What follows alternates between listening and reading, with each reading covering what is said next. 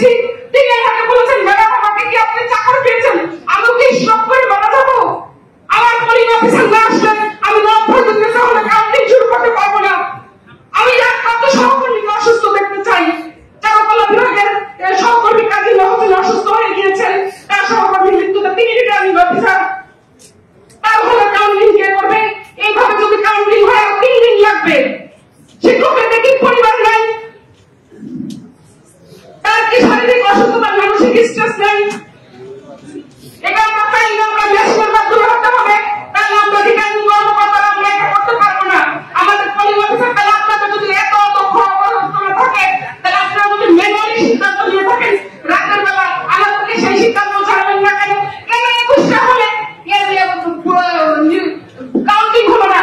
21টা হলে যদি একটা বোর্ডেও হতো, তাহলে 21টা বোর্ড একসাথে কাউন্টিং শুরু হতো, আমরা গতকাল রাত 10টায় ভোটের ফলাফল জানতে পারতাম। আমার 90 দিন অবস্থা হলে মাত্র 137টি ভোট, তাহলে আমি রাত 8টার মধ্যেই আমি নির্বাচনের রেজাল্ট দিতে পারতাম। না হলে আমাকে আবার আসতে হয়েছে। আমি কালকে রাতে অসুস্থ হয়ে যাওয়ার পর আমি বাসায় গিয়েছি, আমাকে এখান থেকে বলে দেওয়া হয়েছে রাত 1টার সময় আপনাকে দেখা হবে। আমি রাত্রে মোবাইল রেখে ঘুমাইনি, স্ট্রেসে আমার মাইগ্রেনের ব্যথা শুরু হয়ে গেছে, কখন আমাকে সিলেট ভবনে যেতে হবে। সকালবেলা সহকর্মীর মৃত্যুর খবর আমি অসুস্থ হয়ে গিয়েছি, আমার প্রেশার লো হয়ে গেছে, আমি তো মরে যেতে পারতাম।